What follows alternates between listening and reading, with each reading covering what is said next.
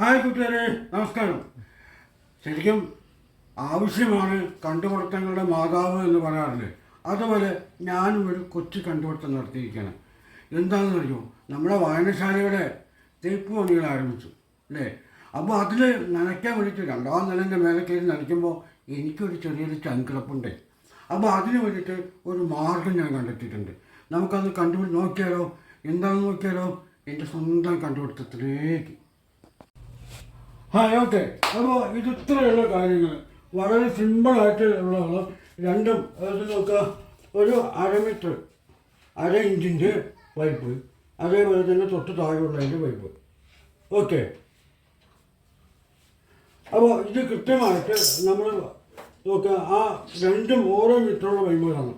അത് കൃത്യമായിട്ട് ഏകദേശം ഒരു 110-120 രൂപയുടെ ഉള്ളിൽ തന്നെ എല്ലാം സാധനങ്ങൾ റെഡിയാവും. അപ്പോൾ നമുക്ക് ഇതിന് ആവശ്യമായിട്ടുള്ളത് ഒരു ബെഞ്ച് വേണം, ഒരു റെഡ്യൂസർ വേണം, 2 എൻജിനേപ്പ് വേണം, അതുമായിട്ടുള്ള ഒരു ടീം വേണം. വളരെ സിമ്പിളായിട്ട് നമുക്കിത് ചെയ്യാൻ വേണ്ടി സാധിക്കും. ഇത് നോക്കുക, ഇത് ചെയ്യുന്ന സമയത്ത് വളരെ സിമ്പിളായിട്ട് നമുക്ക് നോക്കുക.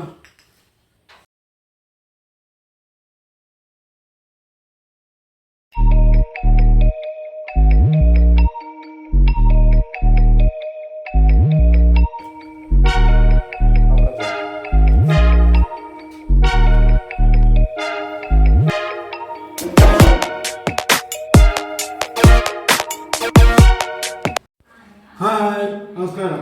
അപ്പോൾ നമ്മളിങ്ങനെ മാർക്ക് ചെയ്ത് വെച്ചിട്ടുണ്ട്. ആ മാർക്ക് ചെയ്ത് വെച്ചിരിക്കുന്നതിനെല്ലാം കൂടെ നമ്മൾ ഹോളിടണം. ഹോളിടാൻ വേണ്ടിയിട്ട് നമുക്ക് വേണമെങ്കിൽ സോൾഡറിങ് ഉപയോഗിക്കാം. ഞാനിവിടെ ഉപയോഗിക്കുന്നത് നമ്മുടെ ഒരു കുത്തൂസിയാണ്. ഏറ്റവും നല്ല സിമ്പിളായിട്ട് പപ്പടക്കോലൊക്കെ ഉപയോഗിക്കാം കേട്ടോ.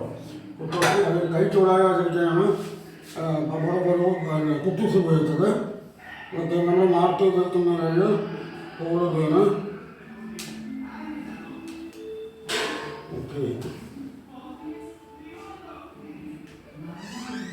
ഓക്കെ, നല്ല ചൂട് വേണം, എന്നാൽ വേഗത്തിലാകുന്നുണ്ട്. ഓക്കെ.